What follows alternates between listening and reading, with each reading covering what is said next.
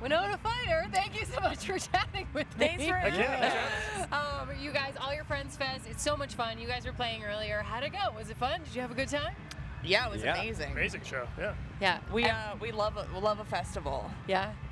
You guys just released the acoustic version of You Look Like Drunk PhoebeBridgers. So are we going to get more acoustic treatments? Wouldn't that be cool? Yeah. I can't say for sure, but hypothetically, if there was going to be some more stuff, it would be more acoustic stuff, yes. Okay. And You Look Like Drunk PhoebeBridgers is a spectacular title. What's the story behind that song? Thank you. We had written that song earlier in the day, and I didn't put a title to it because I had written it about a specific person, and I was just nervous. I was like, oh, if I put this song out, they're gonna know it's about them, and so I didn't title it. And later that evening, I met Dan at a bar. I was completely sober. I hadn't gotten iced yet that evening. I did later in the evening, and guy comes up to me and he's like, has anyone told you you look like the drunk version of a Phoebe Bridgers? Can't confirm. True comment. Hey, what? What did you say? He slunk off before I could even reply. It was like ships passing in the night. He just was gone, him and his mustache. And so I thought to myself, huh? And then I thought to myself, that is a great song title. You know what? There is something nice, though, about something like that happening because you get to go like, thank you, sir. I'm going to put this toward, my art. Exactly. It's like, thank you for this gift I didn't even plan on getting tonight. I didn't know that I needed. Yeah. And I read that you guys used to hand out flyers outside of festivals and shows. So, like, how does it feel to be here and to be coming off of a tour? Pretty great. That was a long couple days, I remember, outside of that particular festival that we did. So It feels very nice to be inside.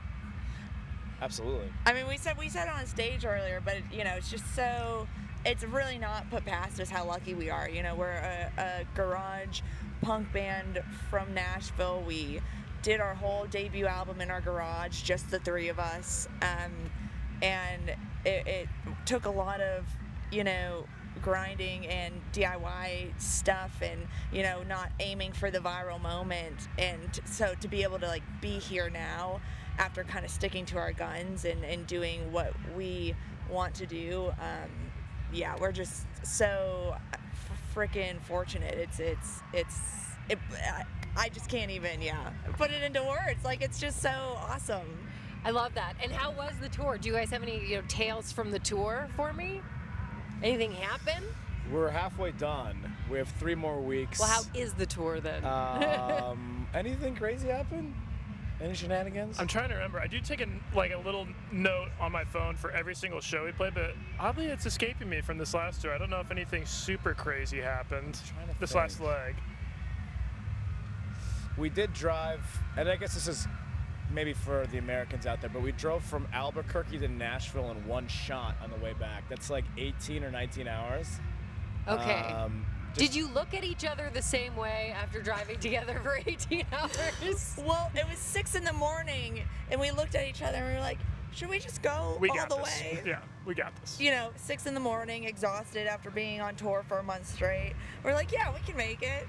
And I think with 3 hours left, we were all just like, okay, we still got this. We can still make it. Yeah. Got back at 1 a.m. Yeah. We recently were able to buy our own van too. So she's a 2016 and she stuck it out for us. Amazing. Yeah, Betty White. She did good. And a perfect name. Perfect name also. And what else do you guys have in the works? We're just touring the rest of the summer. We do have something we're really, really excited about coming out, hypothetically. You gotta give me the hot tea. Yeah, I'll give you, off camera, I'll give you the hot tea.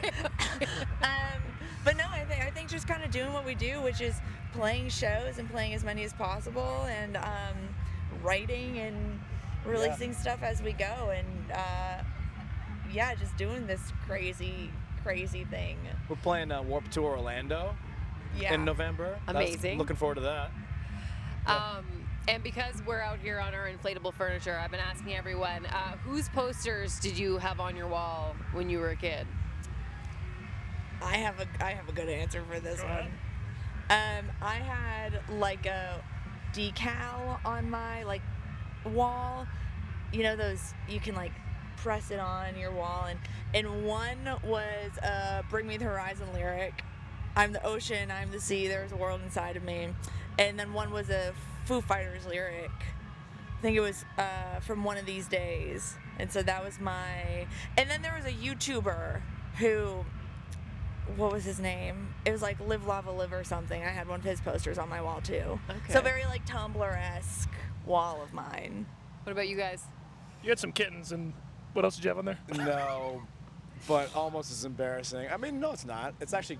Can I say badass on here? Yes? Okay, this is actually really badass. Dale Earnhardt Jr. Wow! Really? I had a whole Dale Earnhardt Jr. room.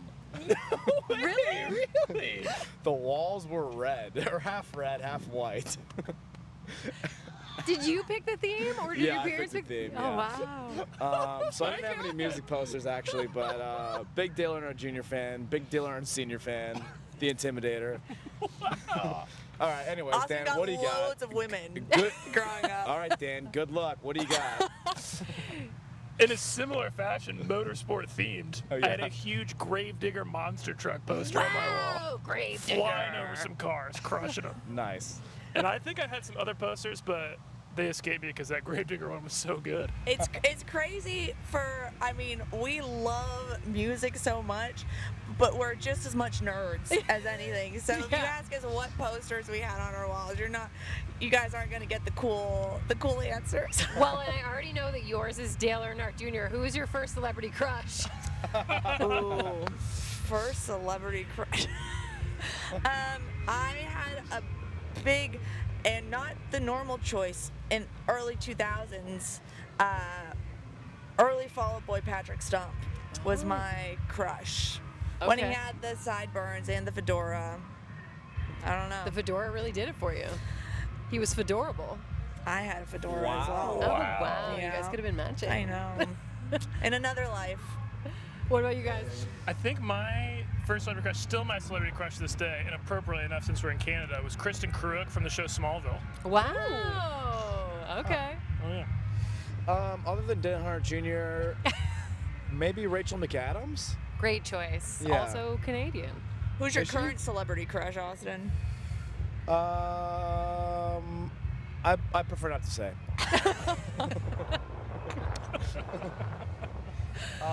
Joke answer, Jake Gyllenhaal. Real answer, Jake Gyllenhaal. Real answer, Jake Gyllenhaal. All right, Thank anyways, you next so question. much, you guys. Yeah, thank you. Thanks.